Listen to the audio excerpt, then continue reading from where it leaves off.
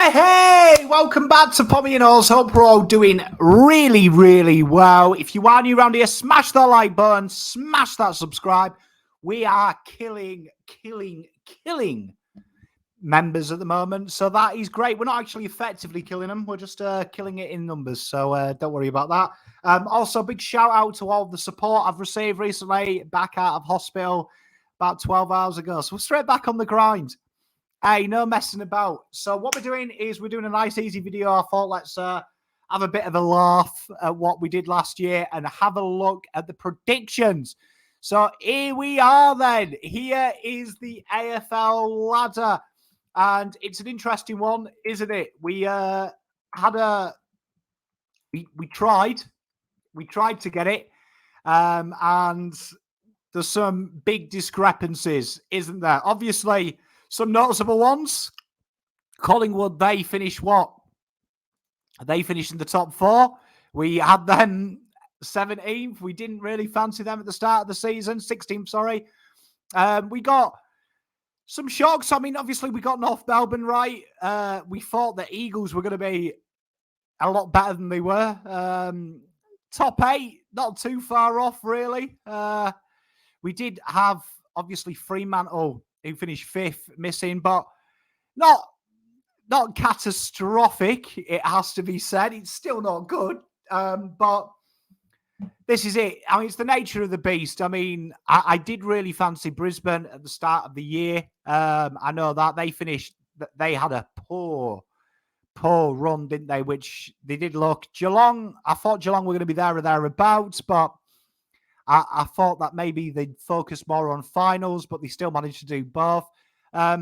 Melbourne, I really liked Port, and obviously they finished 11th. I really had a feeling that Port last year were going to do something.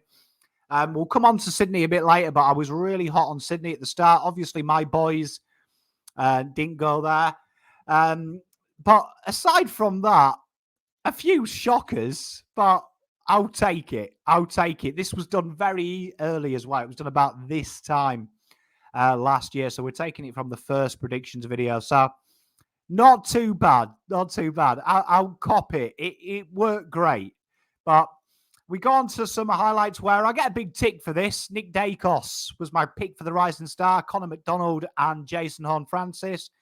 In the end, it was Nick Dacos, Sam De Koning coming from nowhere, and Jai Newcombe. So JHF didn't get very far. He had his nomination in the 7th. There was a few players I said to look out for. Motlop didn't quite get the nomination.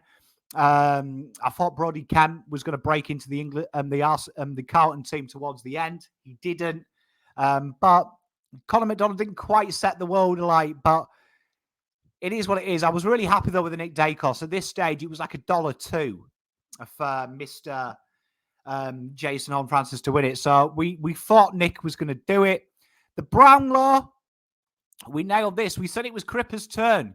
We said that the Brownlow medal was Cripper's to win.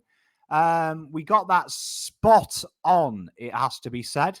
Spot on. We said Bont was going to do well at 5. That didn't quite materialize, but that being said, it's not the worst, is it? Neil and Miller were the 2 in real life. Bont and Fife, I don't even think were in the top 10. Brayshaw obviously took over Fremantle, but we're happy with the Crips one. I think that was a big call at the time, and can't argue about it. Can't argue about it. We're really happy with that. There was a few choice comments. We come on to the Coleman.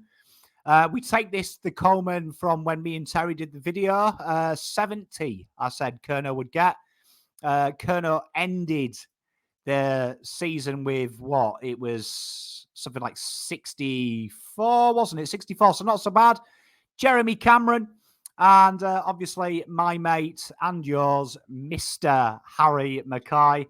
The top 3, not a million miles away, it has to be said, from that, is it really? So we did well. I mean, obviously, I think he would have been up there if we'd done it. If he'd played all the games. He didn't quite play all the games today.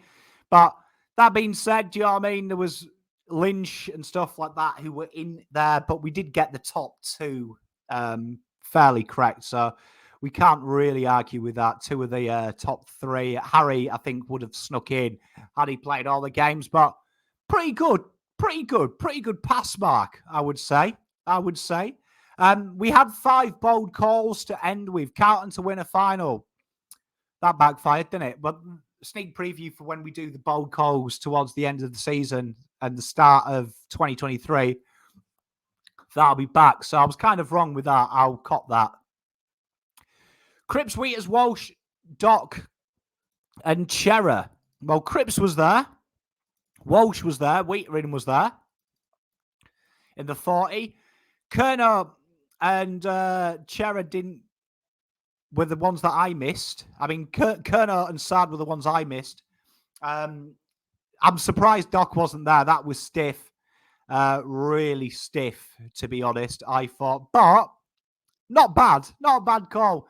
They usually...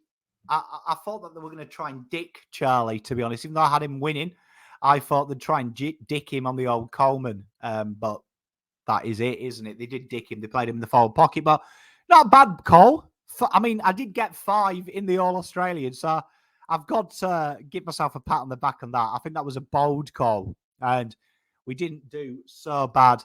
Then we've got Nick Dacos to be All-Australian. Probably the most stiff. Obviously, the Collingwood, they went with Josh, Crisp, and Maynard. Nick Dacos probably deserved to be in. And that's going to be one of them ones that we probably look back and say that he was stiff because he dominated the Rising Star. They just didn't give him it. The other one was Sydney will rise to play the granny. I was really hot on Sydney at the start of the year. I said that they were the Smokies to win it as well, could potentially usurp it. They had a splendid year, didn't they? Obviously going down in the grand final, but I'll cop that all day. I thought that was a good call, and I'll stand by that call, and it's nice to see Sydney made it look all right. This one probably is the big one, isn't it? I said that we were going to see a rise in the most dominant hit out in the comp.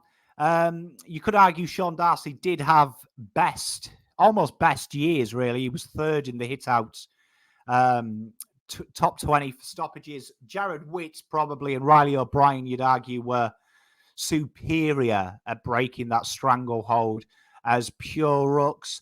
But I'm really happy with that. I think Darcy did have a good year, and we thought it was going to be the end, the death of them players, and so it was. We were right in that avenue, but I can't wait to do this. Let me know, what were your bold calls at the start of the year? There were some really good ones. Was there any surprises? And let's have a discussion. I can't wait to do this again. That was quite humbling. The ladder, absolutely woeful, but let me know how you went on. And until next time, I'm out.